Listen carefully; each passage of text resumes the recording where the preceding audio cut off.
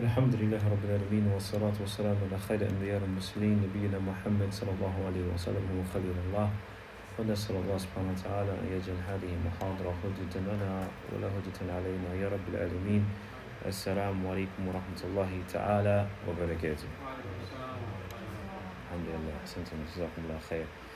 As always, before we while beginning, inshallah, first I want to start off by saying that the Prophet ﷺ, he mentioned authentic narration, Man la yashkur an-nas la yashkur Allah. Whoever does not thank the people has not truly thanked Allah subhanahu wa ta'ala. So once we want to thank everyone for continuing to come out to be a part of these classes, inshallah, as well. Hopefully within the next two to three classes, we'll be finishing up the book and then entering into the new class that we have set for you guys.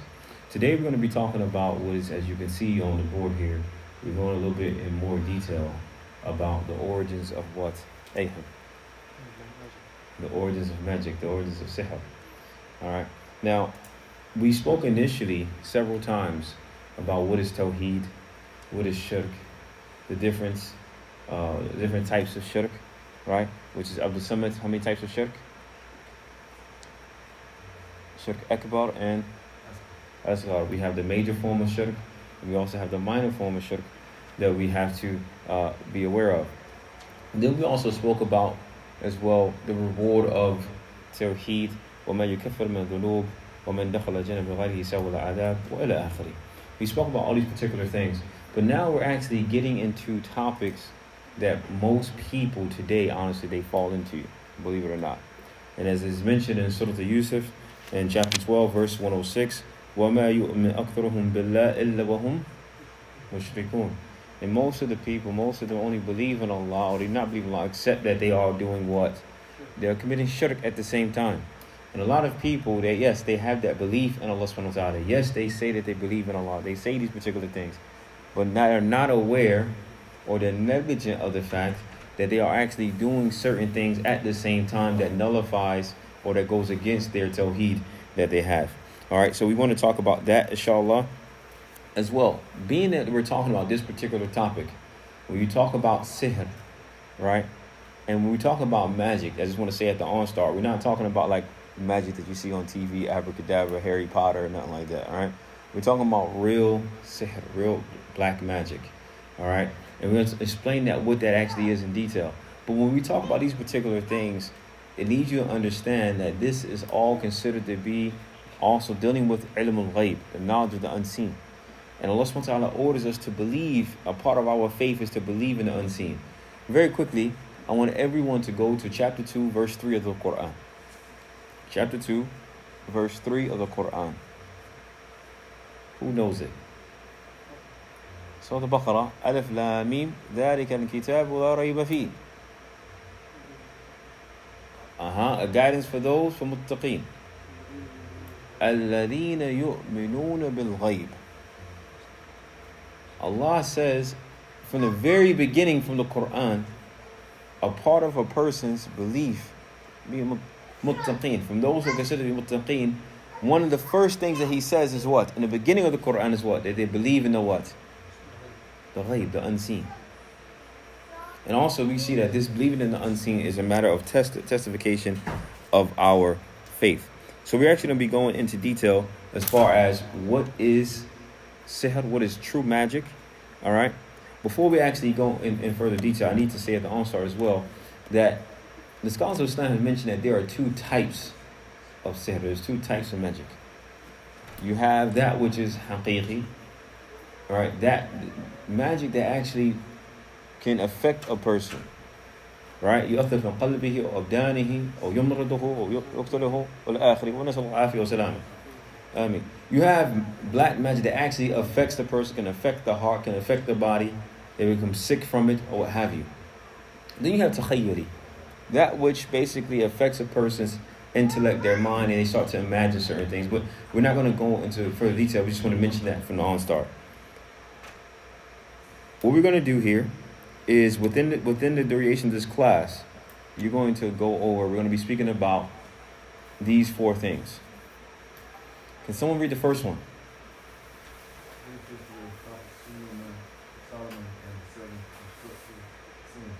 Mm. The next one? Mm-hmm. And for those who don't know, we're actually on chapter 24 in your books. We're on chapter 24 in your books. Not the follow of the summit? The nexus between magic, omens, superstitions, and some modern day practices. Mm-hmm. How to protect yourself from black magic. These are the 4 things that we're going to be talking about. Within this particular class, you're going to be basically picking up, at the very least, about 4 to 5 chapters or what have you. So by the time we finish today, we will be ending on, at the very least, of chapter 30. What I want to say, too, when it comes to the issue of dealing in this particular area, dealing with black magic. First, let me ask a question. Has anybody had any experience or have seen people practice sihr or know of people who have been affected by it? Known of someone, not necessarily in your family, but we all should know somebody. We're in contact with people, huh? Believe it or not, the Prophet ﷺ himself was affected with sihr. Believe it or not, the Prophet ﷺ himself, somebody, Sahara Nabi Sallallahu Alaihi Wasallam, they actually performed black magic on the Prophet Sallallahu Alaihi Wasallam to the point where he would, at certain occasions, that he would basically, who knows the hadith, that he would basically imagine that he visit all of his wives in one night or something like this, to that effect, where someone actually performed black magic. So therefore, the point of benefit that we get from this is that anybody can be affected if Allah allows. So we shouldn't look down. What happens is sometimes some people, they look down upon other people because they're affected by either black magic or ayn, or they have mess from the jinn or what have you. This does not mean that the person is not religious or that the person is not beloved by Allah subhanahu wa ta'ala. It's a test that happens from Allah, and from the best of mankind was affected by the Prophet sallallahu alaihi wasallam himself. But someone who indulges in this particular thing, all right, and we're going to explain it. As far as someone who indulges and tries to learn about sihr, the Prophet sallallahu alaihi wasallam, he mentioned, "من تعلم شيء من السحر قليل كان أو كثير كان آخر أحده من الله." The Prophet sallallahu alaihi wasallam, he mentioned, whoever learns, whether it be a little form of curiosity of black magic, or whether it be a lot of it, then this covenant is removed between him and Allah subhanahu wa ta'ala. The protection is removed from him and Allah subhanahu wa ta'ala. Nevertheless, we're going to talk about the brief history of Sulaiman and the 7 destructive sins. We're going to start there. I don't believe that you can actually talk about this particular topic without speaking about the Prophet Sulaiman. Does anybody know why?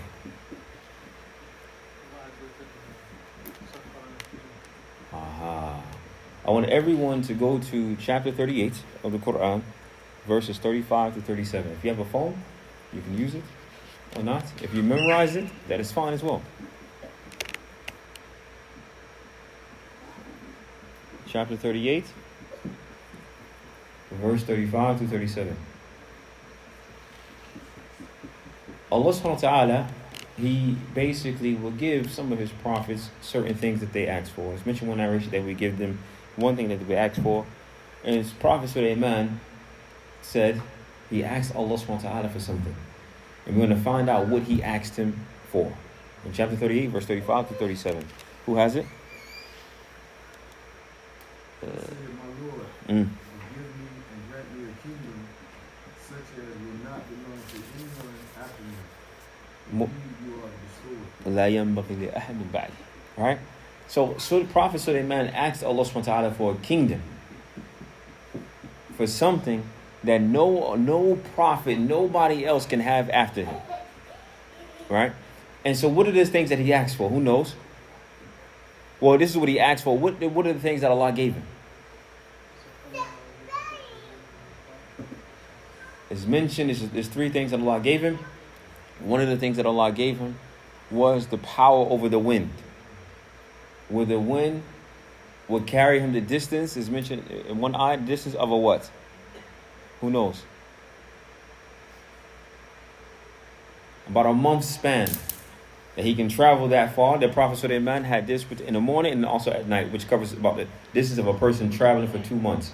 Allah subjected to the wind to the Prophet Sulaiman where he was able to travel like this. The second thing that Allah gave him was what? What is mentioned in the ayah? Then also Allah gave him the ability to control the jinn. The jinn who, some of them were very skillful in building things, and some of them were very skillful in diving and finding things for him. But Prophet Sulaiman had control over the shayateen, control over the jinn. Yes, and what else? Mother? Now, so these are the things that Prophet Sulaiman, he had control over. The reason why I say that you can't, we're going to focus on the second thing, having control over the jinn. The reason why I mention this is because this is where your sihr starts to come from. And I'm going to explain why.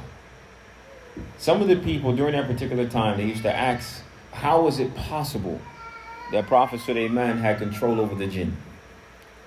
And it's mentioned in several narrations that the jinn, what they would spread to the people was that the only reason why Prophet Sulaiman had control over them was because, and this is what the jinns they would tell to people, the only reason why he had control of them is because that they said that they claimed that he practiced sihr, that he practiced black magic.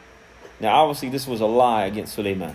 But the reason why I mention this is because you can't go into the topic of any topic today about sihr, about black magic, about anything without particularly starting with this particular narration, this particular story. All right. So having said that, I'm going to stop there because we're going to go into something a little bit deeper. All right. Does everybody get the gist of what I mentioned? No. Here, the Prophet ﷺ, I want you to go to your book, the first chapter, in chapter 24. Ahim, can you read it? وَلَقَدْ عَلِمُوا. And indeed they knew that the buyers of it would have no share in the hereafter. Here, this ayah is particularly important because it establishes that the one who indulges in this particular area, right? Remember, whether it be a little bit or a lot, indulges in a particular area, then they have removed the issue of belief. This is a form of shirk billah. This is a form of going against your creed or your covenant with Allah subhanahu wa ta'ala, which is your Tawheed. It nullifies it. Alright, so this is extremely important. This is why we started with this particular ayah. But also go to the first hadith, Ahim. If you go to the first hadith that's mentioned, not the next ayah, but the first hadith, Ishtanibu. Yes. Now save yourself from the seven destroyers, the companions asked, O Messenger of Allah, what are those?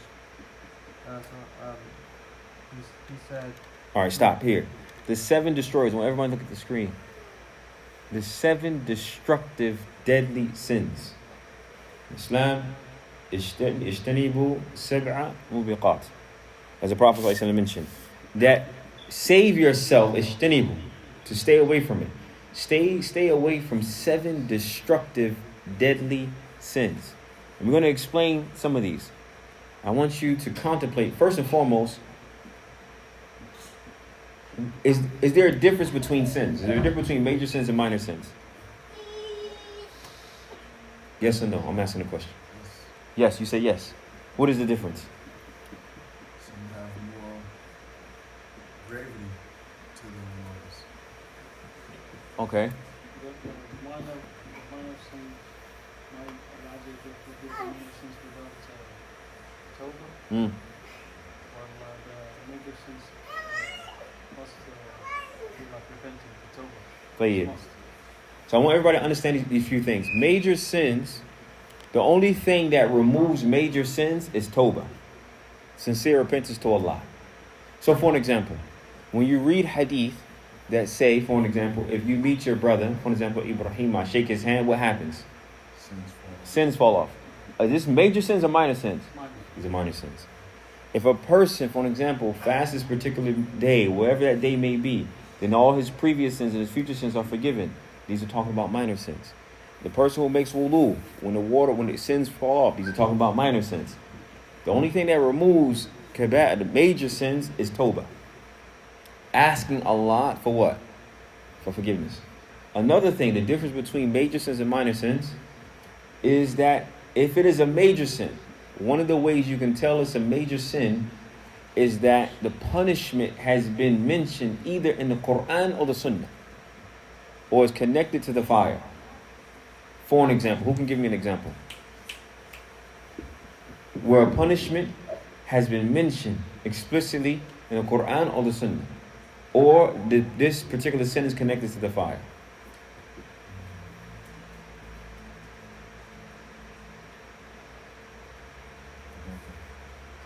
Adultery. Alright, there's actually a punishment for that in the Muslim land, but there's a punishment for that, right? That's been mentioned in the Quran, right? This is a major sin. This is one of the ways you can tell, right, about a major sin. If a person does a particular sin, then it's connected to what? To the issue of the fire, and so on and so forth. These are considered the major sins. Everybody understand that? If a punishment or a threat of the fire has been connected to a particular action, then it's considered to be a major sin. For an example, another example, if a person, may Allah protect us all, if a person takes their own life, right? So if a person does that, the punishment for that, the rule of thumb, I'm not saying Allah can forgive whatever He wants to forgive, but the rule of thumb is that what? A person might end up where? In hellfire. That's considered to be a what? A major or minor sin? A major sin. So we understand the definition of major sins, yes? All right, we understand the difference between the two. So now, if that is the case, why would... Oh, I don't want your eyes. Why would the Prophet ﷺ, why would he say, اجتنبوا سبع موبقات? Instead of just saying, اجتنبوا كبائر. He said, save yourself from 7 deadly sins. And he just didn't say avoid the major sins. Yes, in the Quran it's mentioned to avoid major sins. It's mentioned to avoid major sins. But when we talk about these particular 7 sins, why did he specify these particular 7 sins? I want you to think about it.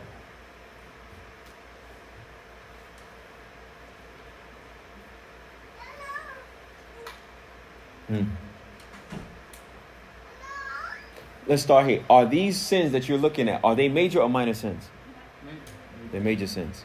So we can say all of the 7 sins that he's talking about here are major sins, but not all major sins are from these 7. Does that make sense? Let me say that again. All right. All of the 7 sins that's mentioned here, they are considered to be from the major sins. But not every major sins fall in this category.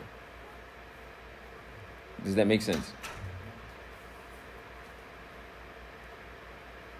It's like me saying every male is a human being, but not every human being is a male.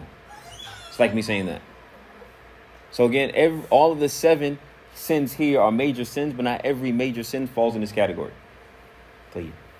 So the question now, since we're talking about sihr today, the question is, why would the Prophet specifically talk about these particular... What is the difference between these 7 sins here and any other major sin?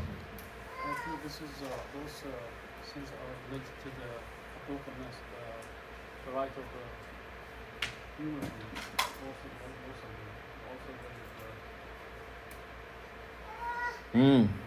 They all all of these sins,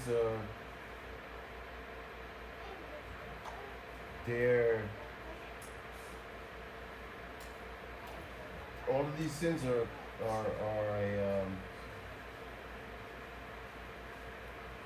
you make the decision to do these sins.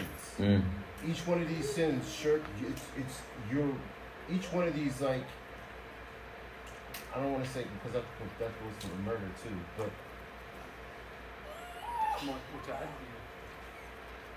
more of a transgression? Is what you're saying? You're on the right track. Yeah, they all see. I'm trying to separate it from murder because. Well, murder's up here. Take a life without justification. Okay, well, yeah, that is called murder. Yeah, all of these, like, they're all like. The word is I'm looking for is they're all, I don't want to say premeditated, but they're all like intentional. Like you're choosing to do these things. You're with no one's. I want to say no coercion.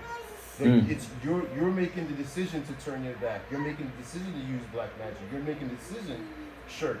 You're making the choices for all. Like you're consciously saying, I'm going to do this, or I'm not going to do this. And everything, mashallah, you're on the right track. What we want to add to that is that if you think about other sins, other major sins, for an example, a person drinking alcohol, major sin or minor sin? Major sin. How many people does that affect? Only this. Generally, a person can get drunk at home and just pass out, right? But it only affects what? Generally, themselves. Yes, he can do other things. It's possible. But generally, it stops there, generally speaking, right? These sins, one of the scholars mentioned that these are destructive sins because not only does it destroys the person, it destroys society, it destroys everything around him, and these sins do not stop. It can lead to other things. Each of these things has a repercussion to it. As they say, adhunub tele dhunub. The sins give birth to other sins. It just doesn't stop. A person, for an example, they drink, they pass out in the morning time, it's over with. Person commits murder. Yes, he committed a major sin. Now what? People want revenge. Then more murder happens. Then this happens. Then this happens. And wars and so on and so forth. Does everybody understand that? Shirk is clear. Black magic, we're going to talk about in further detail. But one of the things also that I want to talk about here is the last one.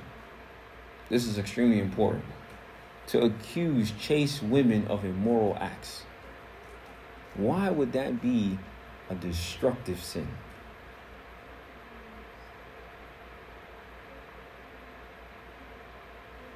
اجتنبوا سبع موبقات. It affects a lot of people. It affects a lot of people. I mean, that's simple as all of them. But when you accuse a woman like that, it's an accusation that permeates throughout. But is it the same? For instance, if I accuse a male, is it the same? Is it on the same status of me accusing a female of something? Because he said to accuse qadhf al-muhsinat, to accuse chaste women.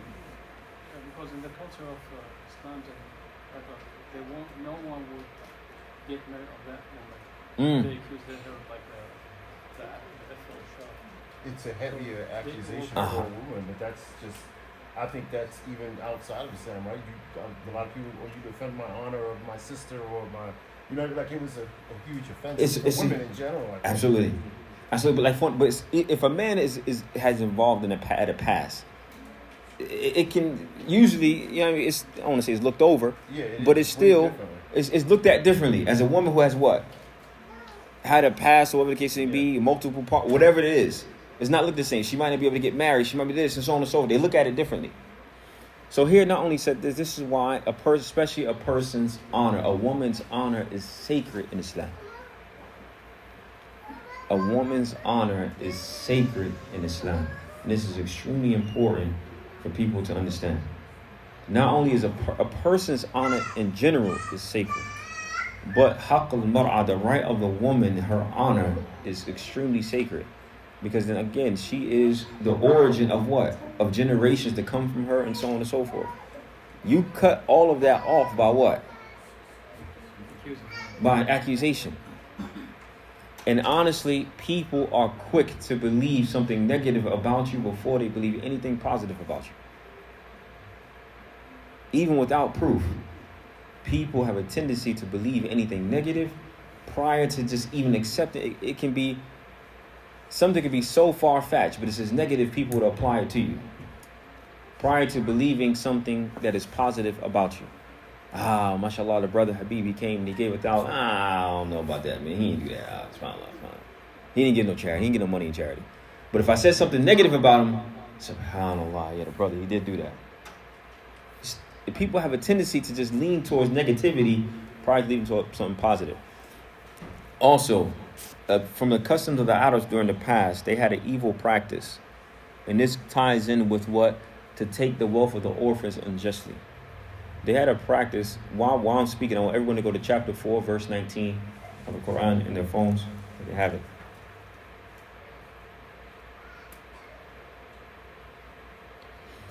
They had a practice during this particular time. What they would do is that if their best friend passed away and that friend had children or what have you, then they will basically automatically what they would do is that they would take the children as orphans, but they will basically what they would do is to take all the wealth of that child. If their father left them back a lot of money, they will feel entitled to that. The kid doesn't need the wealth. I need it. I'm his friend. I'll take care of it, so on and so forth. Not only would they would do that, what they would do is that if your friend at that time had a wife and you died, then she will become your slave automatically, just because of our sadaqah, because of our friendship.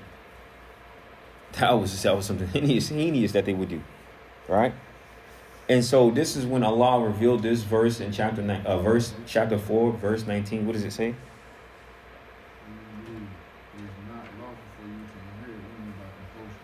يا الذين آمنوا لا يحل لكم أن ترثوا النساء كرها. And do not make difficulties for them in order to take back part of what you gave them, unless they commit a cruel immorality. طيب, stop. Here, Allah subhanahu wa ta'ala forbade the Muslims from doing what is not permissible for you to take women against their will. They're not property. You can't do that. You just can't inherit them. They're not money to be inherited. But so Allah abolished this particular practice that they were doing. And then also He added, what's the next part of the verse of the summit? And live with them in kindness. But before that, قبل that, when He said, do not take from them what? And so what happens, you're not allowed to take back from what you initially gave them, whether it be their dowry, what have you. So what happened, they would also have another practice what they would constantly do to the rights of others. They would make life hard for them to the point where the woman will basically give back what was out of force. So Allah forbade the men for behaving in that particular way. I say all this to say, when you talk about the rights of other people in Islam, it is something that is sacred. Their honor is something that is sacred. I'll mention 2 narrations, then we'll move on. The Prophet ﷺ, he said, Al-Muslim min salim al-nas min lisanihi wa yadihi. That the Muslim, the true Muslim, is the one where the people are safe from his tongue and from his hands. Why is that? Why did He put the tongue first before the hands? Slander, but why? I was thinking about that. The true Muslim is the one with the people. He didn't say other Muslims. He said the people are safe from his tongue and from his hands. Your words have more influence than your hands. Your hands are only going to influence right here. Your words can travel to... The damage you can do with your tongue will never compare to the damage you can ever do with your hands. Wallahi. For an example, if me and Jamil, may Allah forbid, if we got into a fight, Jamil's going to beat me up. Huh? Maybe. Maybe. It depends what day it is. Huh? Maybe. But that eye is going to what? My eye is eventually going to heal. It might take 2 weeks, might take 3 weeks, whatever, but it's eventually going to get better. But if I attack his honor, that stays with him for a lifetime. People won't talk to him. People won't salam him. People won't marry. Women won't marry him. You understand what I'm saying? People are in prison today because people lied against them. The damage you can do with your tongue will always outweigh the damage you can ever do with your hands. Having said that, this is why the Prophet, and usually women are accused of a lot of things. Some things they have done, some things they have not have done. Having said that, this is why the Prophet, he mentioned, he added women from this to also accuse women of immoral acts. And in today's day, this is also calling them type of vile nicknames, and everybody understands what I'm saying. To accuse women of doing these particular things, this is considered to be a major sin. Not only a major sin, but it's also a destructive sin because it takes away the honor of that person and also destroys society. Also, as well, I want to mention too, outside of the fact that women, when it comes to the honor of someone else, right? Even myself, and this is advice for myself first and foremost, right? When it comes to the honor of another person, anybody, whether it's a woman or a man, the Prophet ﷺ, he mentioned, من ظلم أخيه من إرده أو شيء فيتحلل منه اليوم. That whoever has harmed their brother, he said, من ظلم أخيه من إرده أو شيء. Whoever has harmed their brother from his honor, or shay. He said, or anything. فَيَتَحَلَّلْ مِنْهُ الْيَوْمِ. Then the person should take responsibility and ask the person for their forgiveness before they come on a day where there's no way for them to repay back their brother for what they have done to them. Alright? When we talk about, the reason why I mention this because obviously the Sheikh mentioned it in the book, but here we're talking about the honor and is sacred regardless of mankind in general. Specifically your Muslim sister, more so here, but just also the honor of anybody is sacred. So again, finishing that hadith, the Prophet ﷺ, he said, "Min dharama akhihi ma irdihi aw shay fatahallal minhu al-yawm qabla an la yakun dinar wa la dirham." The Prophet ﷺ, he said, whoever has harmed their brother, whether it be from his honor or anything else that your brother is displeased with, if you have harmed him in any way, then you asked him for forgiveness before you come on a day where there's no way, there's no monetary gain that you can pay back for the wrong you have done. And the only way you can pay it back is for you to give up what? Your good deeds. And if you have no good deeds, how do you pay it back? You take some of his sins. The scary thing about that is you don't know what sins you're going to take.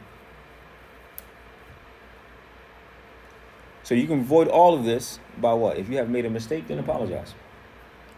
And also take in consideration the honor of your brother and your sister as well. Play it. Moving forward, we said that for those who have missed it, one part of the overview was that we talked about the brief history of the prophets, what they meant, what we spoke about.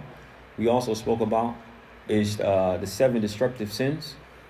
But now here we're going to talk about the origins of magic within this particular chapter. The origins of magic within this particular chapter. Here,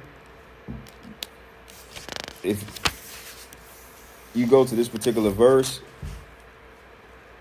chapter 2, verse 102 to 103 in the Quran. Also, we're going to be picking up again. We're going to pick back up from the next chapter when I actually go to your books, inshallah. All right, I know it's off the screen. I apologize.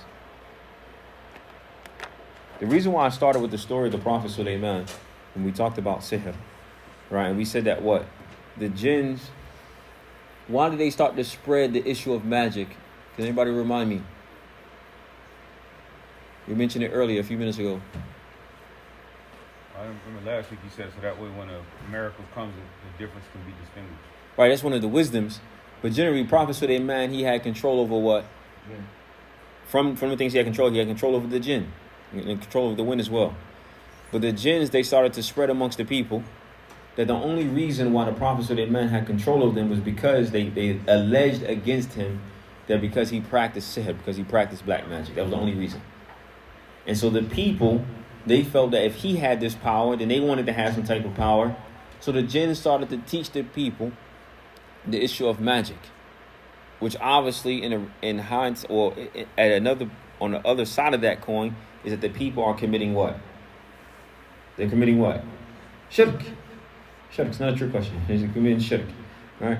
So here now, I want everybody to take this in context, because we're so quick to say, oh, the angels are the one who taught sihr. We're going to actually break that down. That's not necessarily the case, because that we're going to see what the ayah actually says. Can someone read it? I know it's off the screen. I do apologize. Off the wall, rather. But can you look at it, inshallah? If you can, or you can read from your phone. Who's going to read it? Yes. And they followed instead what the devils had decided during the reign of Suleiman. It was not Suleiman who disbelieved, but the devils disbelieved, teaching people magic and that which was revealed to the 2 angels at Babylon. All right, before you do that, here, انتبه ما تتلو الشياطين على ملك سليمان وما كفر سليمان ولكن الشياطين كفروا يعلمون الناس السحر. Right here, what happens? Allah exonerates Sulaiman from the claims of the shayateen they used to make. What was the claims of the shayateen? What was their claim against? What were they alleging against Prophet Sulaiman? I said it twice. The only reason he's able to control them is because they practice what? Obviously, here Allah exonerates the Prophet and said, "Ma kafara Sulaiman," and Sulaiman is not the one who disbelieved. وَلَكِنَّ الشَّيَاطِينَ كَفَرُوا. It was the shayateen who disbelieved. The reason why this is particularly important because now notice the words that Allah uses. He uses the word kafar, to disbelieve. For anyone who practices this particular thing, then they are indulging in something that removes them from what? From Islam. And we're going to talk about this, but I need everybody to truly understand it. What are some modern day forms of magic that people know about? Well, he said it quick, huh? Palm reading, tarot reading, horoscopes. There's in certain cultures they have, and correct me if I'm wrong, but they have like what is it called? Santeria. Huh? They have that. Santeria or Yoruba or this and all these particular things. All these are forms of sihr. And if a person indulges in it, well, even a little bit, the person is considered to be on a very, he's playing a very, very dangerous game. Because the Prophet mentioned, that whoever learns even a little bit, then this person has removed themselves from the covenant between them and Allah subhanahu wa ta'ala. We're going to talk about this. We're going to go a little bit further. And it was not Sulaiman who disbelieved, but it was the devils who disbelieved. They taught the people what? So who taught the people? Shayateen. Now, and the reason why I changed the colors is so you can understand here. And now we're talking about the angels. What did the angels do?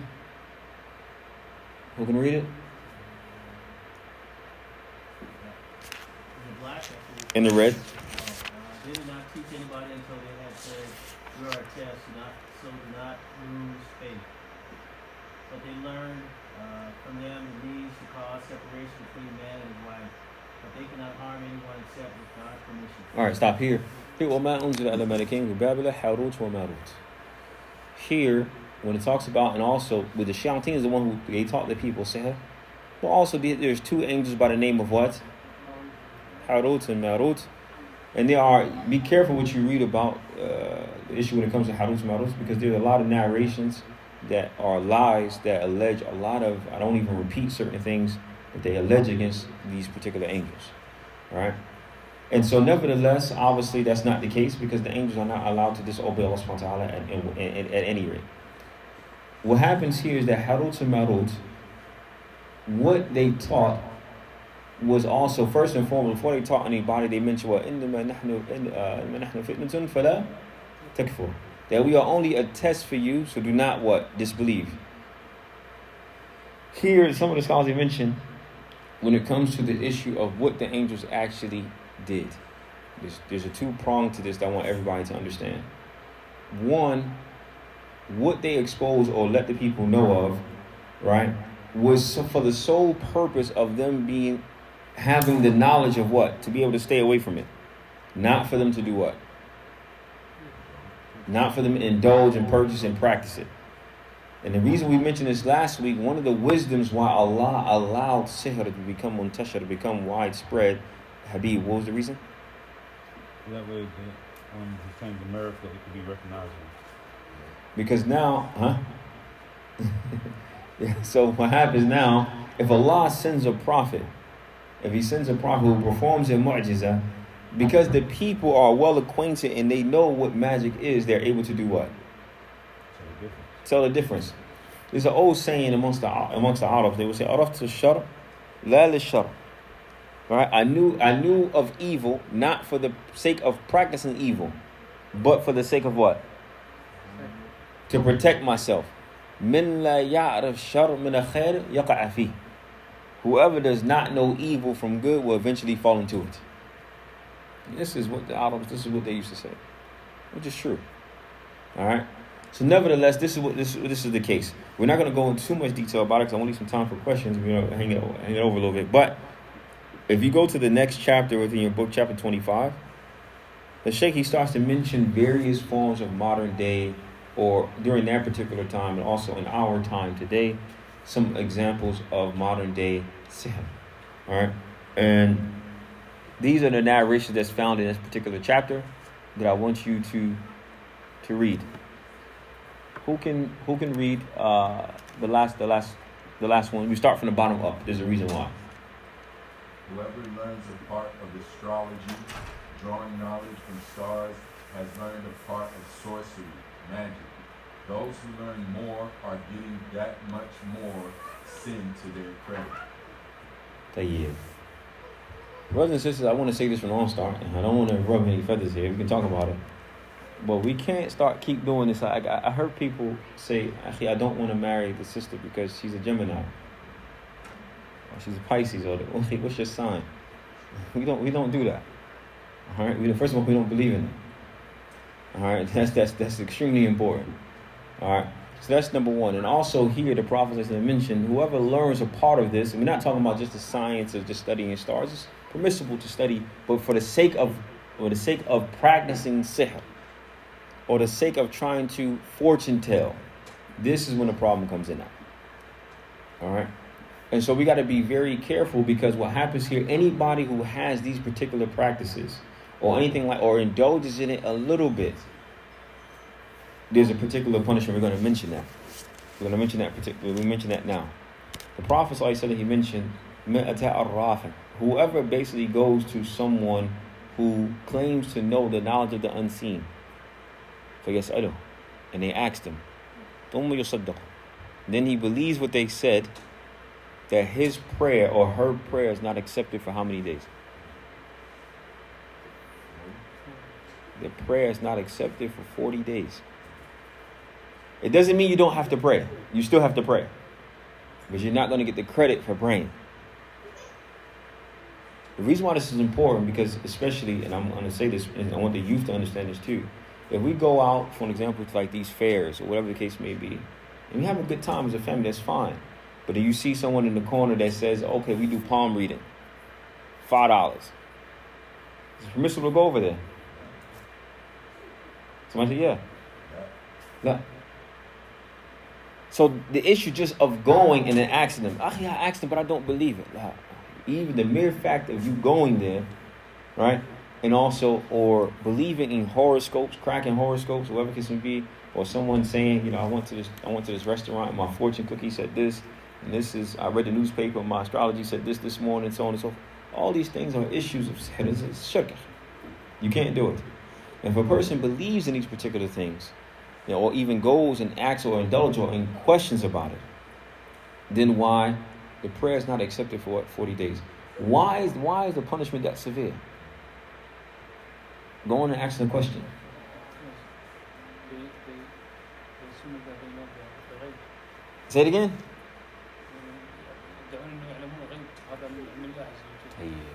The reason why I need y'all to understand this is because it's as if, and then why is it considered to be a nullifier of your Tawheed? We believe who is in control? Allah subhanahu wa ta'ala is in control. Not only do we believe that He is in control, we also believe that He is the only one who knows the unseen. By you going to a human being, another human being, and asking them, what are you going to get out of this? Because if they tell you something, which it's going to be a lie anyway, then you're going to take action based upon what that person told you. So not only are you believing, or not only you're asking, but you're believing what the person said, and now you're taking actions. For an example, person says, you go there in the fair, you look at a whole bunch of cars, they say, SubhanAllah, this, well, they're not going to say SubhanAllah, but they say, you know what, I see something evil that's going to happen to you within the next 45 days. Now the person don't want to leave the house, they don't want to do anything. And so what happens here, in lieu of the person actually calling on Allah subhanahu wa ta'ala and asking Allah subhanahu wa ta'ala for protection and putting their trust in Allah, or asking Allah to remove any harm, they're putting their tawakkul and their trust and their faith in a human being who doesn't know anything just like them. And then not only that, a person is as basically replacing that trust and that love in Allah, and they're giving that. So remember we said, what was the definition of shirk that we always gave in the beginning of class? Putting something equal to Allah and giving one of the laws. Subhanallah. And that's exactly what you're doing. You're making this person who's claiming that they can read your palm or read your future or notice in a third, you're making them an equal with Allah, and you're giving them one of Allah's rights, which is the knowledge of the unseen. Does everyone understand that? And so having said that, this is why what the Prophet ﷺ mentioned, and whoever does that, then their prayer is not accepted for 40 days and so on and so forth. We can read the second one. Who can read the second one? This also is mentioned in your particular chapter, but I'll put the hadith up here because everybody has the book. This is some eloquence. Can somebody else finish it? Some eloquence can be so beautiful that it constitutes sorcery. What does that mean? إن البيان والسحر. In other words, sometimes that tongue piece, gift of gab, speech, the Prophet he said is like sihr, it's like magic. The ability to be eloquent in speech can be a form of magic. What does that mean?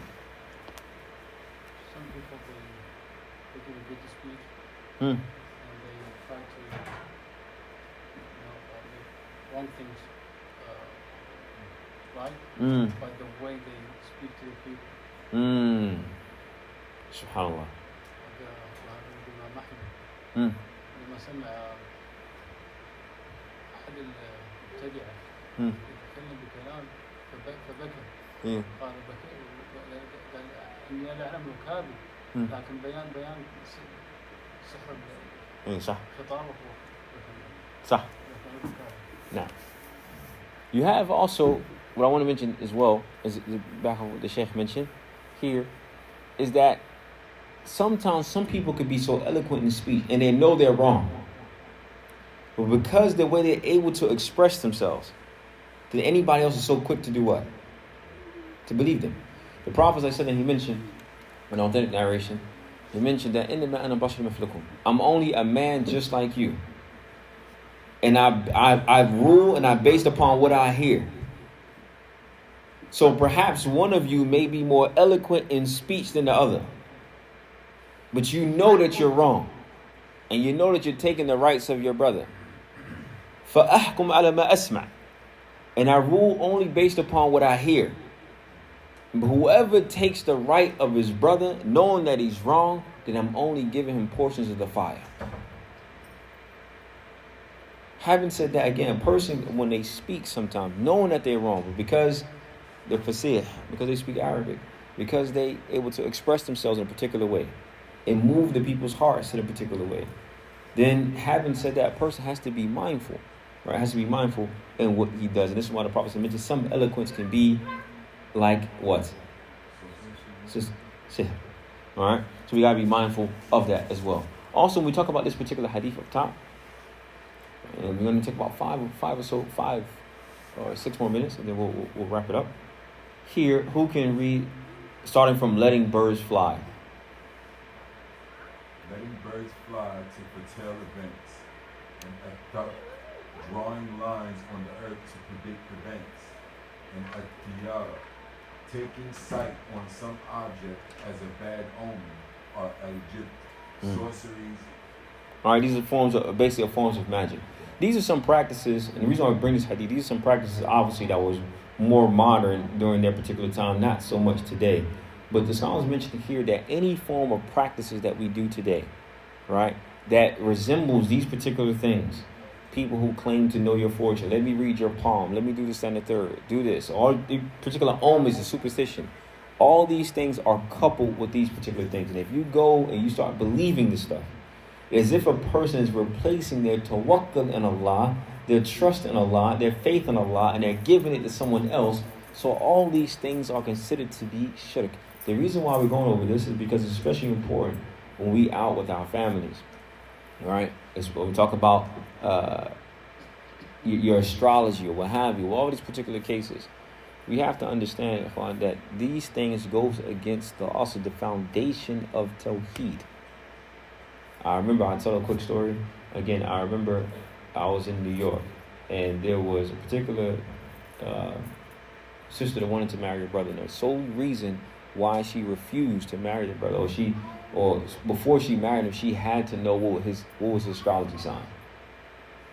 I had, like, the deen was there. Everything was there. Financially, deen was there. But because the brother was a Pisces or whatever that means, she didn't want to marry.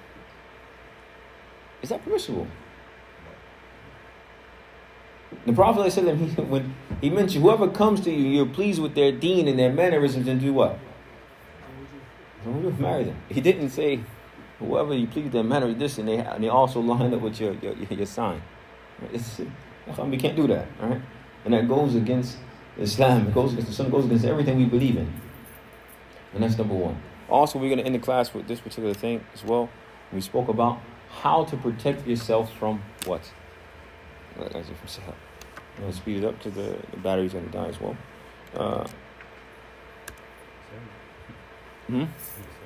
Save it? No, it's going to go real quick.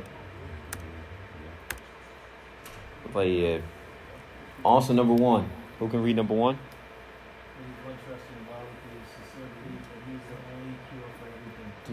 Wallahi, there's some, and the reason why I mentioned how do you protect yourself from black magic, and the reason why if somebody is affected, and again we mentioned that anybody can be affected, it doesn't matter how religious you are, even the Prophet ﷺ himself was affected with sihr, or affected with black magic, and some people believe, or there has been a common, something in more modern times, in contemporary times, there's some people who say, well, you cure sihr with sihr. You cure magic with magic. You can go to someone who practices it to remove whatever they have placed. And this is not the case. You can't do that. This is also, you're replacing shirk with shirk. You can't do that. All right? Nevertheless, anyway, the first way is to put your trust in Allah. Allah is capable of what? Everything. Everything. And that's something that we constantly forget or we don't really reflect on. That Allah constantly mentions in the Quran, ala kulli shay'in qadir, that He is capable of everything. If you kind of look at how we treat each other, we ask each other questions based upon qadr istata', based upon your ability to help the person. For an example, if I went to Habib and I will ask him for help, for an example, financially, I want to ask him, maybe I ask for a couple $100, whatever the case may be, because I know he might have it. But I'm not going to ask him for millions of dollars. I know he doesn't have it. But if, for an example, if the king of Saudi Arabia was saying, he said, well, ask him for everything what you want, I'll be a fool to only ask him for $500. Right? Is everybody saying that? So my question is going to differ based upon the ability of the person. And Allah is capable of everything. But we constantly sell ourselves short with Allah subhanahu wa ta'ala. Nevertheless, here, one of the ways to protect yourself is to what? To put your full trust in Allah and ask Him. Number two is to read the Quran and some known supplications. There are supplications, we'll give it at another time, that specifically are going to protect you from being affected by black magic, ayn, or what have you, evil eye, and so on, or jinn, or mess, and so on and so forth. All right, and obviously reading the Quran, constantly reading the Quran is a form of protection. Number three, who can read this?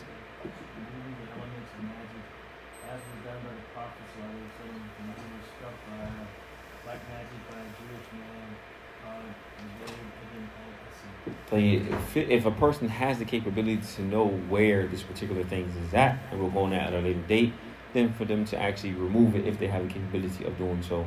And also number four, eating the 7 dates that was known as the dates of Medina, Medini. All right, if you eat 7 of those and you make a particular dua, or you eat the 7, if you just eat those 7 in the morning, nothing will harm him as well. Also number 5, cupping is encouraged that people start to get cupped as well. And obviously number 6, offering supplications. But when you ask Allah, also be sincere, not only be sincere, but be certain that you're going to get an answer. As the Prophet ﷺ mentioned, to call on Allah and be certain that you're going to get an answer. Right? Don't just be ask Allah for this, but you be certain that you're going to get the answer. This is why Umar bin Khattab radiyallahu ta'ala anhu, Umar bin Khattab, he said, إني لا أحمل حمل إجابة ولكن حمل دعاء فإذا ألهمت دعاء فإن الإجابة معه. Umar bin Khattab, he said, I'm not concerned. إني لا أحمل حمل إجابة. I'm not concerned with whether Allah is going to answer my dua or not. That's not my concern. It's not my worry. Rather, my concern is me just making the dua. Because I know if I make dua, Allah is going to answer me. Ain't no doubt about it. You have to have that level of confidence with your Lord when you call on Him. Not maybe this, I don't know, so on and so forth. Because this kind of shows that you have a shaky relationship with Allah, or you're doubtful about something. Don't be doubtful about it. To call on Allah, and Allah is more capable than everything. Allah is the one who sent all these particular tests, and the one who sent the tests also has the ability to do what? To remove it. Well, it's not a trick question. To remove it. Tayyib, inshallah. So we'll end class with that. We have about like 10 more minutes. We'll leave it, or 5 minutes. It's time. Oh, it's time.